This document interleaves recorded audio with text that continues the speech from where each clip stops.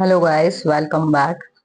तो आज के इस वीडियो में हम डिस्कस करने वाले हैं बीसीए फोर्थ सेम का जो मेजर सब्जेक्ट है डेटाबेस मैनेजमेंट सिस्टम यूजिंग पीएलएसक्यूएल, इसके इम्पोर्टेंट टॉपिक्स को। तो यहाँ आपको एक चीज और बता दूं कि ये जो इम्पोर्टेंट टॉपिक्स हम डिस्कस कर रहे हैं, ये वो टॉपिक्स हैं जिन्हें आपको स्किप नहीं करना है। पर इसका ये मतलब बिल्कुल नहीं है कि बचे हुए टॉपिक्स आप छोड़ दो। सिलेबस हमेशा पूरा पढ़ना चाहिए क्योंकि ये इंपॉर्टेंट टॉपिक्स भी कहीं ना कहीं उन टॉपिक से रिलेट करते हैं। ठीक है, तो चलिए हम फटाफट से डिस्कस कर लेते हैं। तो सबसे पहले तो आपको डेटाबेस क्या होता है, उसकी कैरेक्टरिस्टिक्स पता होनी चाहिए। ठीक। देन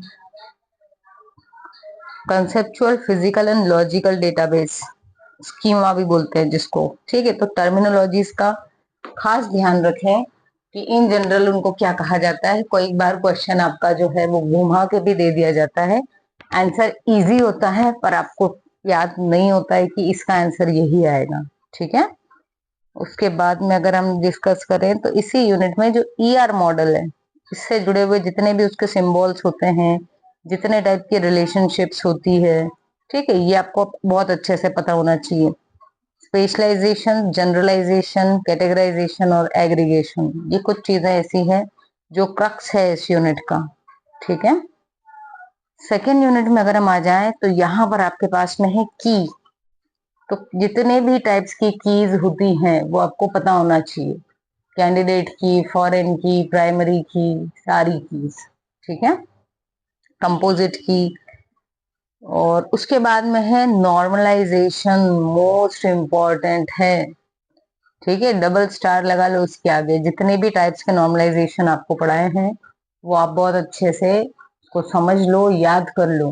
ठीक है, एक टेबल बना लो, चाहो तो उस टेबल को नॉर्मलाइज करते चलो, ताकि अगर आपसे नॉर्मलाइजेशन की प्रोसेस पूछ ली जाए 10 नंबर में तो आप उस एक टेबल को सारे नॉर्मलाइजेशन उस पर इम्प्लीमेंट करके बता दें। और यदि नहीं, ऐसा नहीं हो रहा है तो आप अलग अलग एग्जाम्पल भी ले सकते हैं, पर टेबल के थ्रू समझाएंगे तो वो ज्यादा स्कोरिंग रहेगा।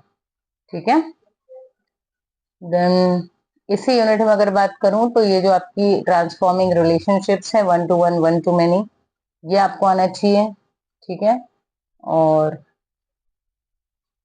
जो ट्रांसफॉर्मिंग का जो कंसेप्ट है, ये conceptual model to a relational model, ये वाला जो इसका जो एकदम बेसिक्स है वो आपको बहुत अच्छे से पता होनी चाहिए। ठीक, अब हम आ जाते हैं थर्ड यूनिट में।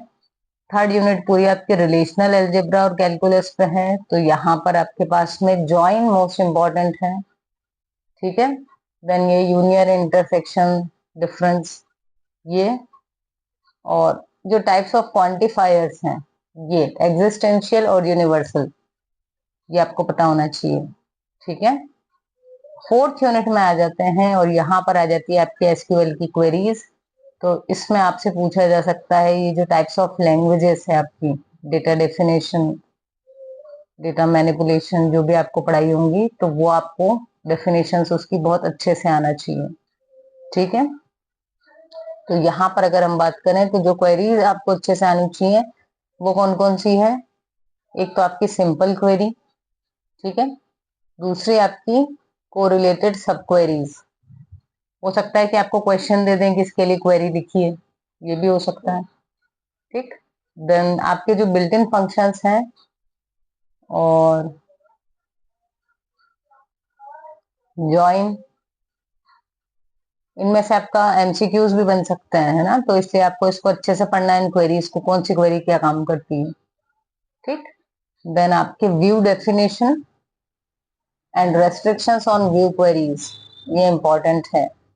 लास्ट वाली यूनिट अपनी जो है पांचवी यूनिट, ये पूरी आपकी फिजिकल डेटाबेस सिस्टम्स पे है। तो फिजिकल एक्सेस ऑफ डेटाबेस क्या होता है, ठीक है। Then disk performance factors most important है यहाँ पर, ठीक है। और आपके जो स्टोरेज फॉर्मेट्स हैं, हो सकता है आ जाए कि right short note on storage formats. तो आपको ये जो फॉर्मेट है इनकी बेसिक डेफिनेशंस तो आपको बहुत अच्छे से याद होनी ही चाहिए। ठीक है, देन है आपका हैशिंग, ये भी इंपॉर्टेंट है, स्टैटिक हैश फंक्शन और डायनामिक हैश फंक्शन। सो इतना अगर आपने कर लिया तो हम ये समझ सकते हैं कि आपका काफी कुछ अच्छा कवर हो जाएगा। ठीक है, so all the best with your preparations. मिलते हैं अपनी नेक्स्ट वीडियो में। कब लानी है वीडियो नेक्स्ट माइनर के लिए कमेंट करके बताइए।